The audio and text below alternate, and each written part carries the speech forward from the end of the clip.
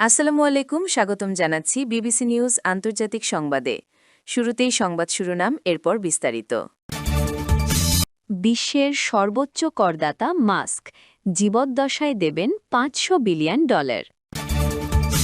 দর্শক, এতক্ষণ শুনছিলেন সংবাদ শিরোনাম। এখন বিস্তারিত। আপনি যদি ইসরায়েলের ধ্বংস চান এবং মুসলিমদের পাশে থাকেন, তাহলে ভিডিওতে লাইক করে চ্যানেলটি অবশ্যই সাবস্ক্রাইব করে দিবেন এবং আপনার মূল্যবান মতামত অবশ্যই কমেন্টে লিখে জানিয়ে দিবেন। এখন বিস্তারিত। বিশ্বের সর্বোচ্চ করদাতা মাস্ক জীবদ্দশায় দেবেন $500 বিলিয়ন। বিশ্বের শীর্ষধনী ইলন মাস্ক ইতিহাসের সর্বোচ্চ ব্যক্তিগত করদাতা হতে যাচ্ছেন বলে ধারণা করা হচ্ছে।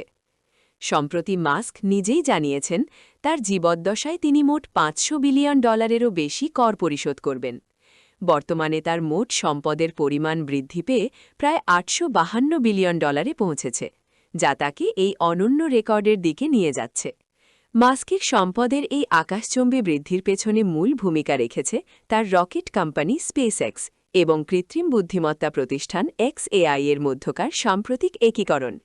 এই চুক্তির ফলে নতুন গঠিত কোম্পানির বাজার মূল্য দাঁড়িয়েছে $1.25 ট্রিলিয়ন।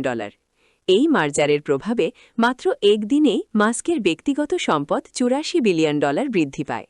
সামাজিক যোগাযোগ মাধ্যম এক্সে, সাবেক টুইটার, একটি ভিডিওর প্রতিক্রিয়ায় মাস্ক তার কর প্রদানের বিষয়টি সামনে আনেন।